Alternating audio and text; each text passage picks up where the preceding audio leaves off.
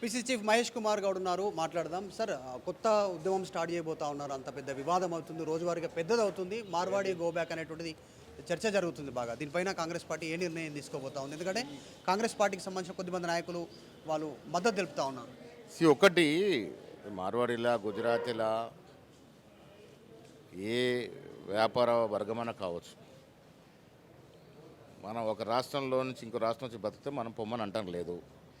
సమస్య ఎక్కడొస్తుంది? మార్వాడీల వల్ల మాకు వ్యాపారం నష్టం జరుగుతుంది, వారు కొంత ఇబ్బందులు గురి చేస్తున్నారు, కొద్దిగా అవకతవక జరుగుతుందని అలాంటిది ఏదైనా ఉంటే ముఖ్యమంత్రి గారికి మేము చెప్తాము. అది గుజరాతీయా, మార్వాడియా, వైశ్యనా, ఇంకెక్కులమైన కానీ ఏరాఫైర్ చేయకుండా ఉండడానికి విజిలెన్స్ స్ట్రెంథన్ చేసి దాన్ని అరికట్టే ప్రయత్నం చేస్తాం. వ్యాపారం అందరూ కూడా కలిసి ఫేర్ వ్యాపారం చేసుకోవాలి. ఆ ఫేర్ వ్యాపారం జరిగే దిశగా ప్రభుత్వం అన్ని చర్యలు తీసుకునే విధంగా ముఖ్యమంత్రి గారితో చర్చిస్తాము.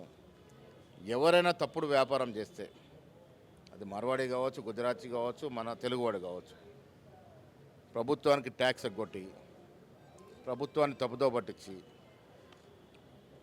దొంగదారులు వ్యాపారం చేస్తే ప్రభుత్వం కఠినంగా శిక్షించే విధంగా ప్రయత్నాలు చేస్తాం. సో మార్వాడి గో బ్యాక్ అనేటువంటికి సంబంధించినటువంటి ఏదైతే జరుగుతూ ఉందో ప్రచారం, దానిపైన ముఖ్యమంత్రితో మాట్లాడి త్వరలోనే నిర్ణయం తీసుకోబోతా ఉంది కాంగ్రెస్ పార్టీ, కాంగ్రెస్ ప్రభుత్వం అనేటువంటిది క్లారిటీ ఇస్తూ ఉన్నారు పిసిసి చీఫ్.